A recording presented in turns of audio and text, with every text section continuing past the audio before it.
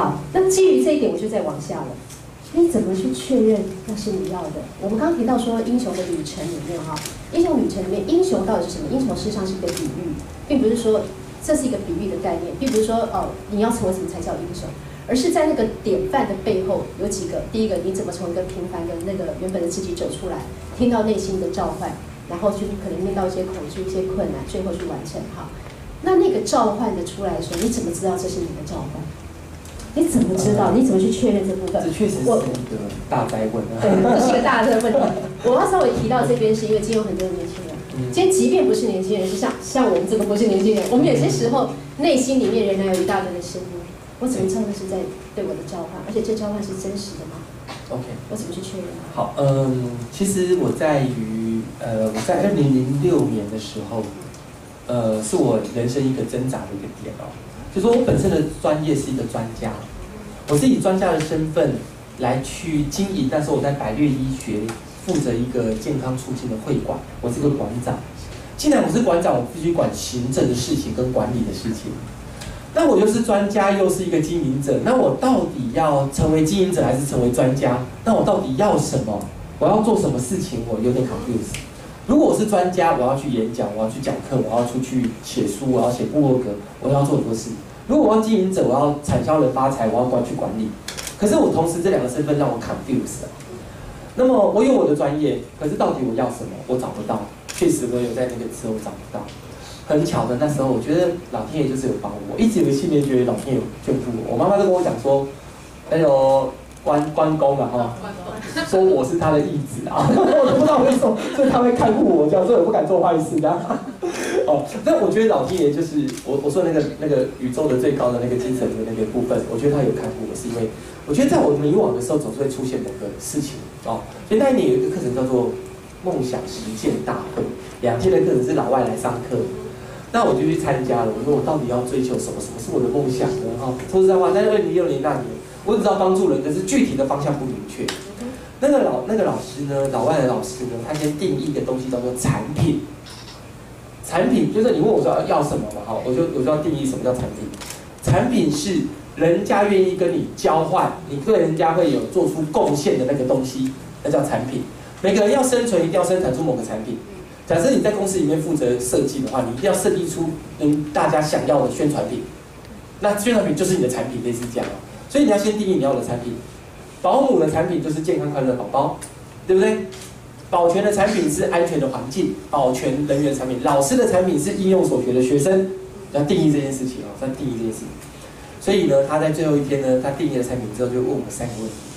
他问完3个问题，我跟他分享，一大半的人都痛哭流涕。可是我是没有痛哭流涕，我没有他感动到那里啊。但是有人就觉得感动，因为他找到了那个东西啊。我说，你说什么是我们最后想要的？其实那个东西就是你人生生下来最终的目的是什么？你要去创造什么出来，对人有帮助啊？那个老师问3个问题，第一个问题是，他不是问你要做什么，他先问第一个问题：你在你这辈子当中，你最想要拥有什么产品？啊，最想要有什么产品？最想要有什么产品？因为最想要做出什么让人家有贡献？最想要做什么让人家有贡献？你最想要的。但在他问这个之前，他一直要让大家去回忆，你从小到大你做什么事情最擅长的？你从小到大你做什么事情会觉得最快乐的？他让他去回忆这些事情。所以我今天没有办法把那课程浓缩，不过那老师一直在带我们去思考这些事情。所以如果有做过这个思考之后，请建议各位你会去找说，你从小到大做什么事情最擅长，做得又好，你又有成就感又快乐的，就找一个人上来。那个人问他，你想做什么？他说我不知道做什么。他说我不知道做什么产品，我什么产品都不，我不知道做什么。然后我不知道有什么产品。老师就问他说，那你有没有什么时候觉得对人家最快乐？他就说，我有时候喜欢听大家诉苦，跟大家聊天。然后大家诉苦之后呢，我觉得我能够让大家变得很开心。然后那个老师问说，那这个有没有可能现在某个行业做这件事情？他说，哎有啊，心理咨商师。他就想到这件事情，他就很高兴，因为其实他一直觉得对这方面有兴趣，懂我意思吗？所以他都找到那个产品。第二个老师问说，那你要做什么事情才能够去创造出那个产品？好，那我的话就很回答很快。我的回答是：我要什么产品？我要让一个能够懂得照顾自己健康的人，我要生产这个。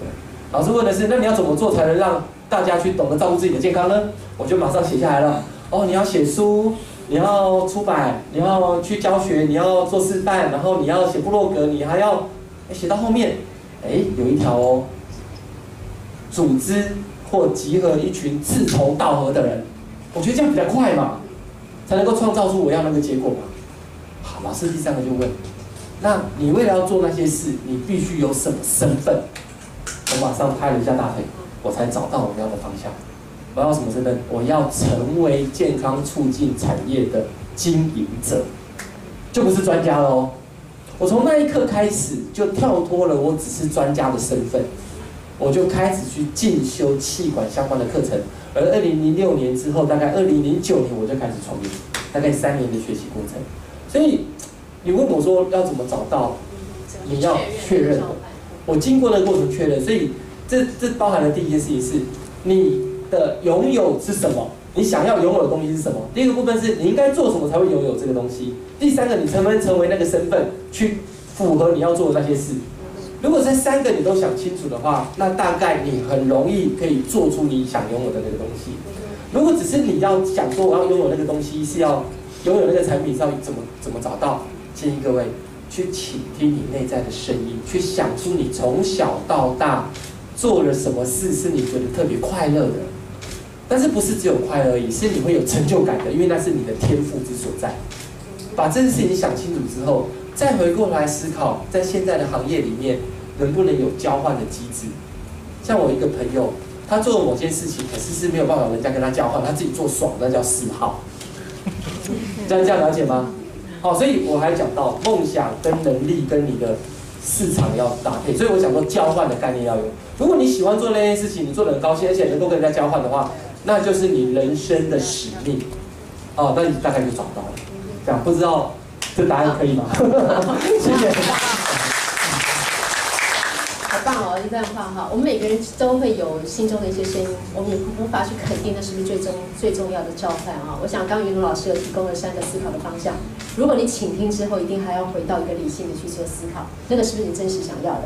那你要有什么产出，它会是什么身份才能够完成？哈，我觉得提供了这3个很棒的帮助各位同学去厘清心中的召唤。